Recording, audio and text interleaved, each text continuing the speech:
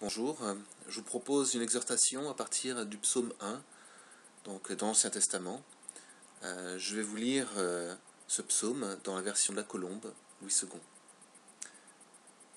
Heureux l'homme qui ne marche pas selon les conseils des méchants, qui ne s'arrête pas sur le chemin des pécheurs et qui ne s'assied pas sur le banc des moqueurs, mais qui trouve son plaisir dans la loi de l'Éternel et qui médite sa loi jour et nuit. Il est comme un arbre planté près d'un cours d'eau qui donne son fruit en son temps, et dont le feuillage ne se flétrit pas, tout ce qu'il fait réussit. Il n'en est pas ainsi des méchants.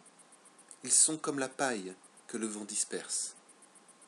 C'est pourquoi les méchants ne résistent pas au jour du jugement, ni les pécheurs dans la communauté des justes, car l'Éternel connaît la voie des justes, et la voie des pécheurs mène à la perdition. Donc ce psaume nous invite à prendre des décisions. Il nous présente deux voies, la voie des méchants et la voie des justes. Il nous présente deux sagesses, le conseil des méchants et la sagesse des Écritures bibliques. Et enfin, il nous présente deux destinées, un jugement juste qui condamne le pécheur et une destinée marquée par la réussite.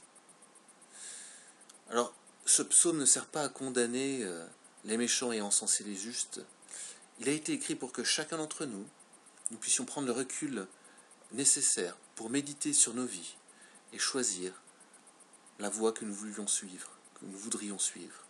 L'enjeu est de taille parce que selon les bons ou les mauvais conseils que nous écouterons, selon les bons ou les mauvais exemples que nous suivrons, notre destinée, cela déterminera notre destinée.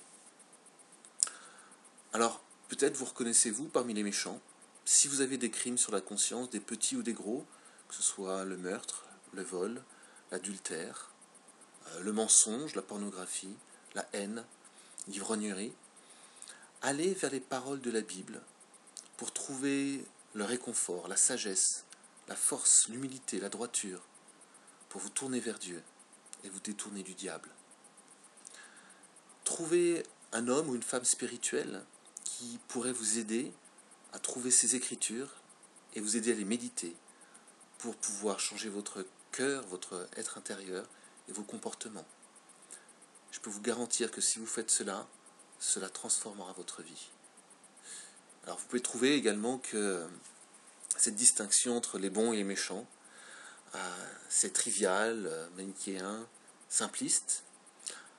Alors on sait pertinemment que l'on peut croire en Dieu et même lire la Bible et puis avoir une mentalité détestable. Rien que cette semaine dernière, un groupe de rap, un jeune groupe de rap français, a été boycotté par plusieurs salles de concert parce que tout en se disant croyants, ils étaient musulmans, leurs chansons prônaient la haine des homosexuels et prônaient leur meurtre. Mais dans le monde chrétien, pareillement, ces derniers mois, un pasteur protestant américain a proposé de brûler le Coran pour humilier les musulmans. Et sans cesse, nous entendons parler de prêtres pédophiles dans l'Église catholique. Alors ce psaume, il est profond. Il ne demande pas d'adopter une attitude extérieure, visible et superficielle, mais une attitude intérieure et profonde. Il s'agit de méditer, d'ouvrir son cœur à la Bible. Alors j'ai quelques questions pour vous.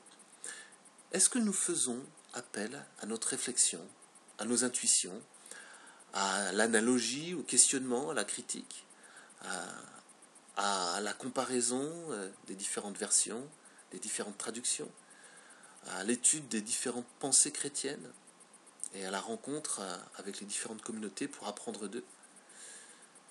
Sans cette démarche active, notre méditation est pauvre.